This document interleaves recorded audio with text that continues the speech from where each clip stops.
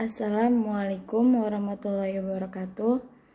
Selamat pagi Pak Agus dan teman-teman. Saya Indayanti. Di sini saya akan sedikit menjelaskan tentang kekuatan ekonomi dan sosioekonomi. Namun sebelumnya, untuk teman-teman, saya persilahkan untuk membuka dan membaca PowerPoint yang sudah saya kirimkan. Baiklah, langsung saja ke pembahasan. Pembahasan yang pertama yaitu tujuan dilakukannya analisis ekonomi. Yang kedua, dimensi ekonomi.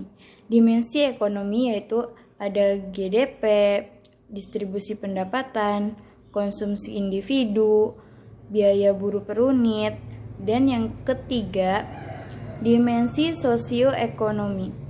Dimensi sosioekonomi yaitu ada total populasi, pendapatan penduduk, pemilikan barang konsumsi, distribusi umum, kecenderungan industri, dan lain sebagainya. Adapun tujuan dari analisis ekonomi suatu negara yaitu untuk menilai wujud secara menyeluruh dari perekonomian dan mengakses masa depan dan dampak perubahan ekonomi atas perusahaan. Tujuan dilakukannya analisis ekonomi yaitu 1. Merencanakan dan mengendalikan kebijakan serta mengikuti perkembangan ekonomi terkini. Yang kedua, mencari peluang pasar, melihat daya beli dari tiap golongan. Yang ketiga, menelaah GNP serta persentase pengeluaran. Yang keempat, menentukan pendapatan rumah tangga untuk segmen golongan tertentu.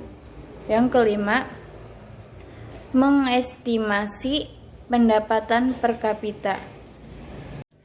Yang keenam, memperhatikan pasar regional yang akan memberikan dampak pada bisnis.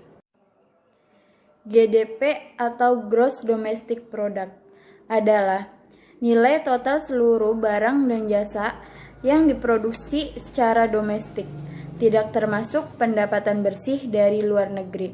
Ada 2 catatan untuk GDP yaitu yang pertama, Gross National Income. Gunanya untuk melihat daya beli.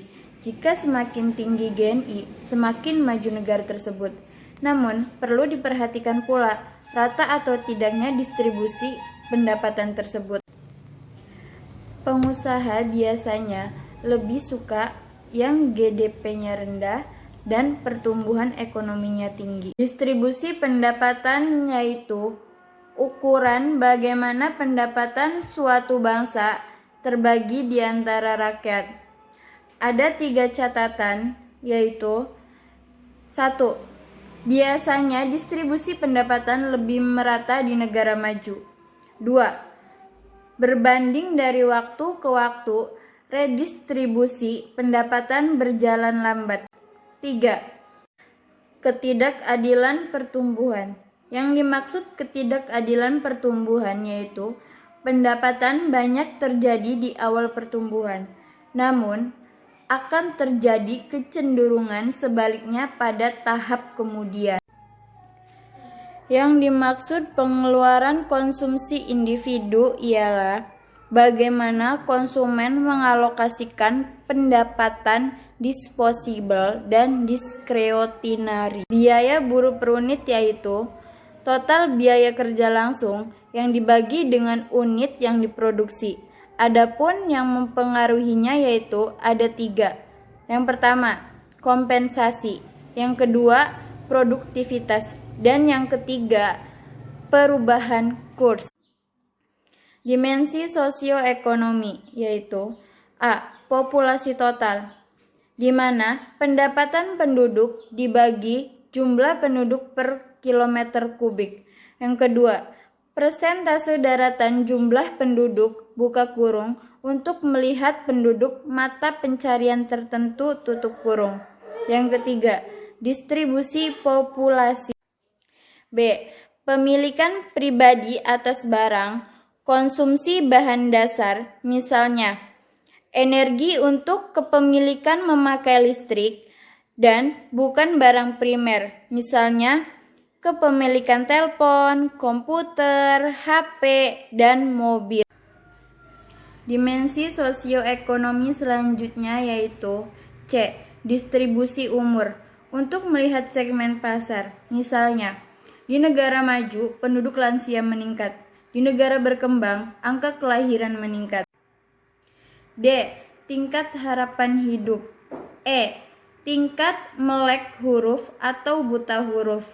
F. Kecenderungan ukuran pertumbuhan industri. G. Tingkat emisi karbon dioksida.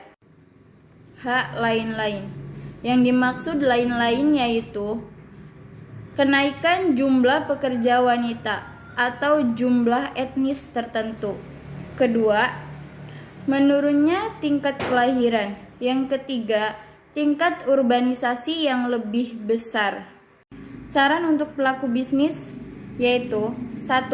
Memahami ekonomi nas, rencana tahunan dan 5 tahunan, dan biasanya diwujudkan dalam pernyataan anggaran. 2. Memahami rencana indikatif guna untuk memahami harapan pemerintah negara tersebut.